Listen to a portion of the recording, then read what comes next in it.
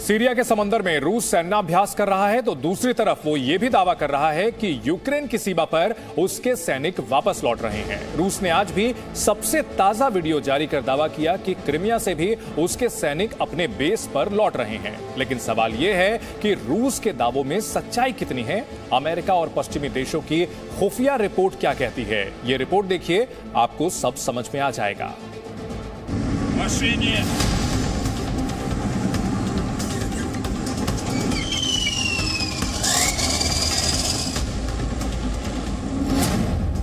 रूस की सेना की वापसी का सच क्या है?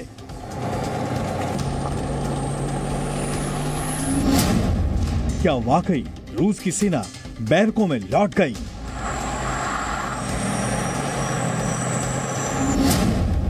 रूस ने दुनिया को जो दिखाया, कितना सच कितना फसाना।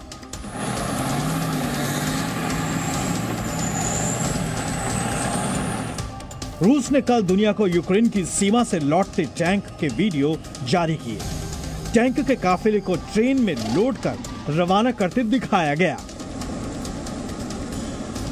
कुछ ट्रेन से तो कुछ जमीन के रास्ते रूस के टैंक यूक्रेन की सीमा से अपने बेस पर वापस लौटते दिखाई दिए। रूस के रक्षा मंत्रालय ने दावा किया कि रूसी सेना के दक्षिण और पश्चिमी मिलिट्री के यूनिट्स की टुकड़ियां युद्धाभ्यास पूरा होने के बाद अपने बेस पर लौट गईं। इस वीडियो के बाद रूस के रक्षा मंत्रालय ने एक और वीडियो जारी किया। रात को ट्रेन से लौटते दर्जनों बख्तरबंद गाड़ियां और टैंक दिखाए गए। रूस ने क्रीमिया में अपने सैन्य अभ्यास खत्म करने का ऐलान किया। दावा किया कि क्रीमिया से भी रूस की सैन्य टुकड़ियां अपने स्थायी बेस पर लौट गई हैं। आपके लिए ये जानना भी जरूरी है कि रूस ने 2014 में यूक्रेन पर हमला कर क्रीमिया पर कब्जा कर लिया था। क्रीमिया से रूसी सैनिकों का युद्धाभ्यास के बाद वापस लौटना क्या पुतिन के नरमी के संकेत हैं? क्या रूस ने हमले का इरादा छोड़ दिया है? क्या राष्ट्रपति पुतिन मान गए हैं? सेना की वापसी की हकीकत क्या है? अमेरिका के राष्ट्रपति जो बाइडेन को इन वीडियोस पर भरोसा नहीं है। उनका कहना है कि यूक्रेन बॉर्डर से रूसी सैनिकों के पीछे हटने की कोई पुष्टि नहीं हुई है। The Russian defense minister reported today that some military units are leaving their positions near Ukraine. That would be good, but we have not yet verified that. We have not yet verified the Russian military units are returning to their home bases. Indeed, our analysts indicate that they remain very much in a threatening position. And the fact remains, right now, Russia has more than 150,000 troops encircling Ukraine and Belarus and along Ukraine's border. An invasion remains distinctly possible. America अभी भी अपने दावे पर बरकरार है कि रूस के 1.5 लाख से ज्यादा सैनिक यूक्रेन की सीमा के पास मौजूद हैं और हमले के ऑर्डर का इंतजार कर रहे हैं। ब्रिटेन तो यहां तक दावा कर रहा है कि रूस 24 घंटे में यूक्रेन पर हमला बोल देगा। इसके लिए रूस अपनी सैन्य तैयारी को और बढ़ा रहा है। ब्रिटेन का कहना है कि रूसी सैनिकों के पीछे हटने के कोई सबूत नहीं मिले हैं। We haven't yet seen that. It may happen in the next 24 hours or 12 hours. What we had seen was, as of yesterday, the opposite. We saw large field hospitals being built in a number of districts around Ukraine. And indeed, we saw continued deployment from holding areas into more forward areas. That may all change. I mean, we'll see, as I've said when I visited Moscow last week, we shall judge them not on their rhetoric, but on their actions.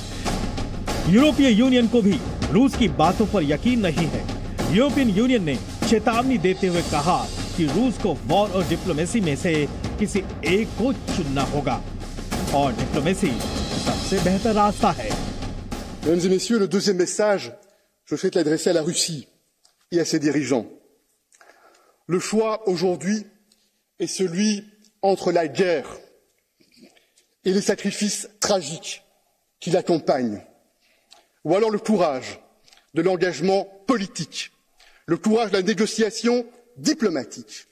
Très clairement, l'Union européenne et pour le choix de la diplomatie et pour le choix de la négociation.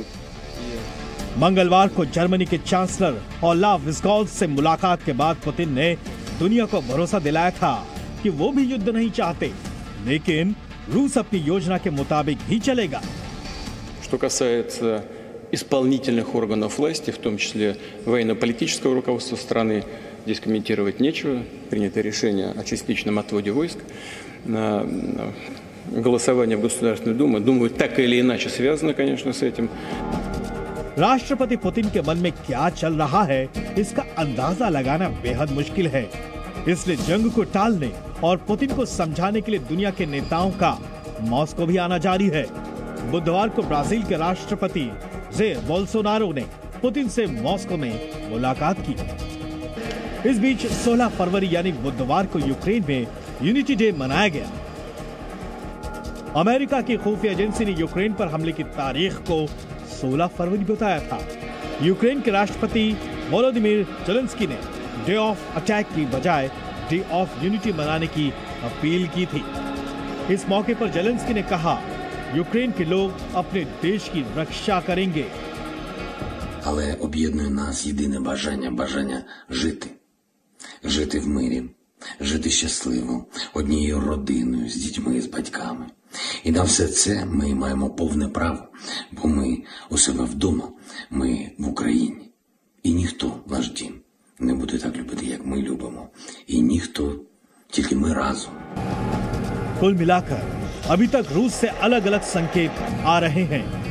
रूस diplomacy की बात तो कर रहा है, Putin दुनिया के राष्ट्राध्यक्षों से मिल भी रहे हैं, लेकिन ये भी सच है कि रूस की सेना यूक्रेन की सीमा के पास अभी भी खड़ी है। आगे क्या होगा कहना बहुत मुश्किल है। ब्यूरो रिपोर्ट, जी मीडिया। जैसे जैसे यूक्रेन पर युद्ध के बादल मंडरा रहे हैं, वैसे वैसे वहां पढ़ने वाले भारतीय छात्रों को भी वतन वापसी की चिंता सता रही है। यहां भारत में उनके मां बाप भी अपने बच्चों की सलामती की फिक्र में हैं। यूक्रेन में रह रहे भारतीय छात्रों ने जी न्यूज से बात की। खुद उन्हीं की जुबानी सुनिए, वहां क्या हालात हैं। यहाँ पे सिचुएशंस ऐसी हो गई हैं कि वॉर को लेके बहुत सारे टेंशंस क्रिएट हो गई हैं। कभी भी वॉर हो सकता है, कभी भी कुछ भी हो सकता है। वहाँ की स्थितियाँ बहुत दयनीय हैं।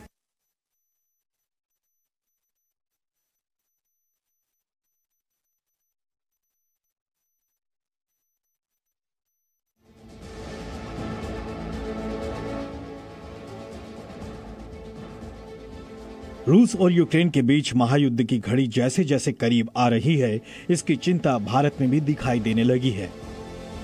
भारत से हजारों बच्चे यूक्रेन में पढ़ाई करने जाते हैं। भारत में इनके माता पिता परेशान हैं कि उनके बच्चे वहां सुरक्षित हैं भी या नहीं। जी मीडिया ने भी इन बच्चों से बात कर उनकी मुश्किलों को समझा। इन्हें भारत लौटने की चिंता सता रही है। हमारी फैमिली वाले बहुत ज्यादा परेशान है कि बच्चों के मन में यही कंफ्यूजन है कि अगर वॉर होता है तो क्या स्टेप्स आगे किए जाएंगे रिगार्डिंग इवैक्यूएशन। यूक्रेन में मौजूद बच्चों की समस्या ये भी है कि भारत लौटने वाली फ्लाइट की टिकट के दाम आसमान छू रहे हैं। जहां फ्लाइट की टिकट पहले 30,000 रुपए थी, अब बढ़कर 1.5 लाख रुपए हो गई है, जिससे इन्हें घर लौटने में दिक्कत आ रही है। सरकार से हम ये मदद की अपील कर रहे हैं कि सरकार जो है कुछ ट्रैवल के लिए हमारा इंतजाम कराए और जो टिकट वगैरह उसकी प्राइसेस वगैरह थोड़ा सा उस पर ध्यान दे। अगर वो एयर इंडिया यहाँ भेज सकते हैं तो भेजें, इवैक्यूएट करें, like Vande Bharat mission type का कुछ। जबकि भारतीय विदेश मंत्रालय की रूस यूक्रेन के ताजा तनाव पर पूरी नजर बनी हुई है।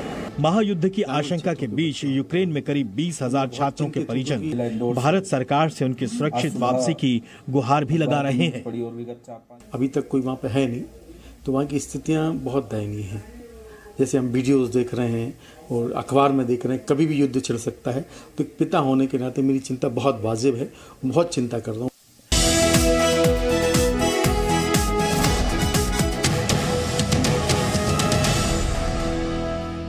Presenting B News app, available on Google Play and App Store. Download it now.